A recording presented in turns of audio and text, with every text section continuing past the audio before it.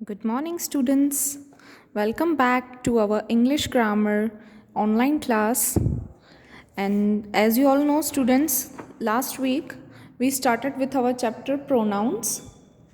In that chapter, we completed only this much part. So today we will start with kinds of pronouns. Kinds of pronouns में there are 4 kinds: personal pronouns, demonstrative pronouns, reflexive pronouns and interrogative pronouns.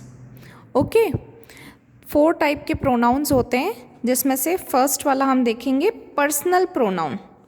Personal pronouns are used for particular person और things.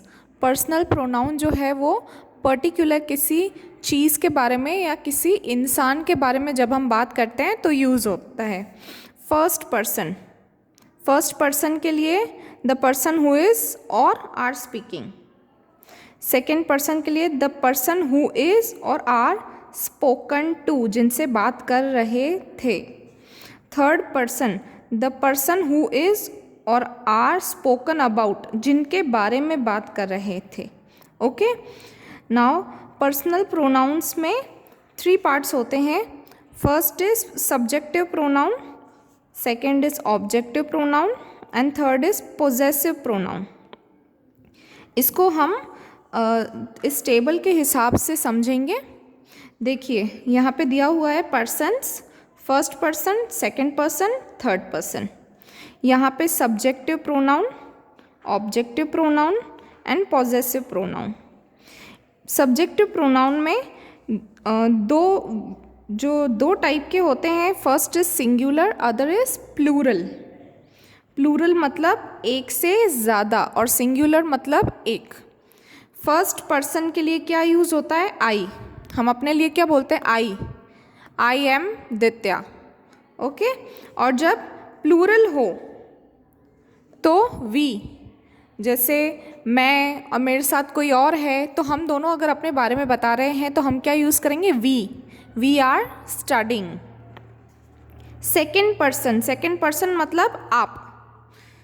First person तो मैं हूँ और second person आप हैं, तो उसके लिए क्या यूज़ करेंगे हम? यू. और सेकेंड पर्सन में अगर एक या एक से ज़्यादा भी हो तो भी वहाँ पर यू ही आएगा. ओके, चाहे एक पर्सन को हम बोल रहे हैं यू आर माई फ्रेंड, या हम 2 लोगों को बोल रहे हैं यू आर माई फ्रेंड, दोनों में यू ही, सिंगुलर और प्लूरल दोनों में यू यूज़ होगा. थर्ड पर्सन मतलब जिसके बारे में हम बात कर रहे हैं, तो उसके लिए लड़का है तो ही, लड़की है तो शी, और कोई और अगर कोई थिंग है तो उसके लिए इट. लेकिन अगर उसी को हम प्लूरल में बात करेंगे तो उसके लिए यूज़ होगा दे आर राइटिंग. अगर एक के लिए बोलना है तो ही इज़ राइटिंग और शी इज़ राइटिंग, और प्लूरल में बोलना है तो they are writing. Okay, now see objective pronoun. Objective pronoun में सिंगुलर में फर्स्ट पर्सन के लिए यूज़ होगा मी. टेल मी, मुझे बताओ. एंड प्लूरल के लिए यूज़ होगा अस. टेल अस, हमें बताओ. इस तरह सिंगुलर यू का यू रहेगा और प्लूरल भी यू रहेगा. Then in for third person her, him और it. Give this book to her, हम बोलते हैं ना ये बुक उसे दे दो, तो उसके लिए बोलेंगे हर और हिम. और प्लूरल में यूज़ करेंगे देम. ठीक है. देन पोजेसिव प्रोनाउन में जो सिंगुलर है उसमें हम क्या बोलते हैं? Mine. This book is mine, ये बुक मेरी है, ऐसे बोलते हैं ना, तो उसके लिए हम यूज़ करते हैं माइन. और जब उसको प्लूरल में करना है कि ये हमारी बुक है तो दिस बुक इज़ आवर्स. फिर singular second person will be yours. This is yours. Singular में भी योर्स और प्लूरल में भी yours. Then third person singular is his और हर्स. और जो प्लूरल में देयर्स, उनका है, देयर्स, प्लूरल के लिए देयर्स। आप जैसे ही इस चार्ट को देखेंगे और उसको अच्छे से नोट करेंगे तो आपको ये पूरा चार्ट समझ में आ जाएगा कि किसके लिए क्या यूज़ किया जाता है। Okay,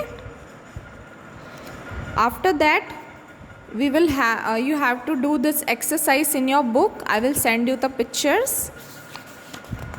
Second one is demonstrative pronoun.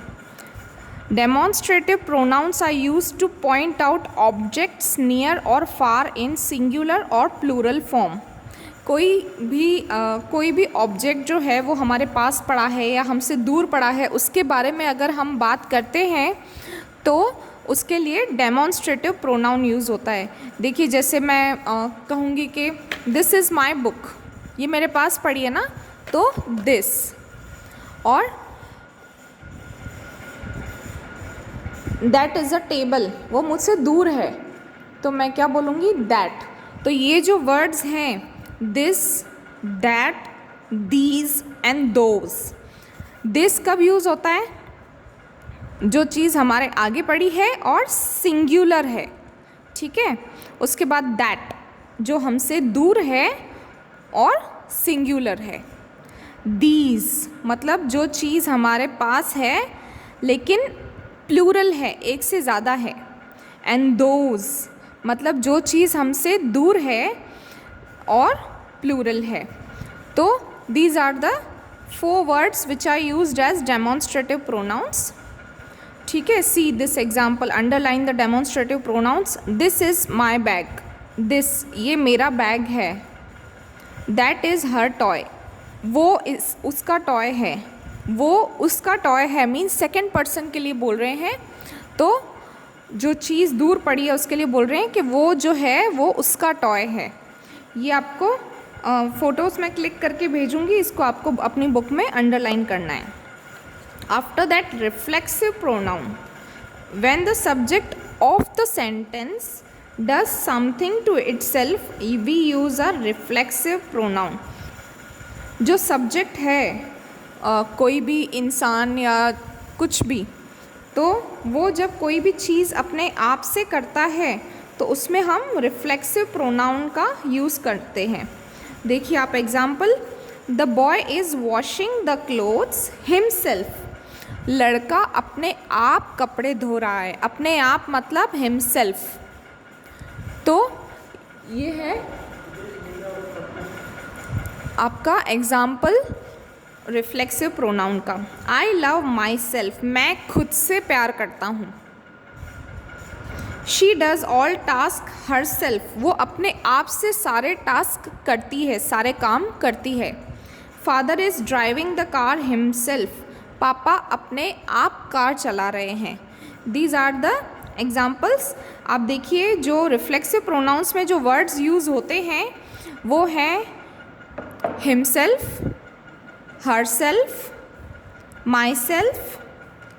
ये तीनों जो हैं वो सिंगुलर में यूज़ होते हैं, और योर सेल्फ, इट सेल्फ, ये जो वर्ड्स हैं ये सिंगुलर के लिए यूज़ होते हैं। और जब प्लूरल सेंटेंस हो, एक से ज़्यादा किसी के बारे में हो, तो उनमें यूज़ होता है आवर सेल्व्स, योर सेल्व्स और them selves. Okay, now this is the exercise, I will send you pictures. इसको आप अच्छे से देखिए, रीड करिए, तो आपको अच्छे से सारे जो टाइप्स ऑफ प्रोनाउंस हैं वो समझ में आ जाएंगे।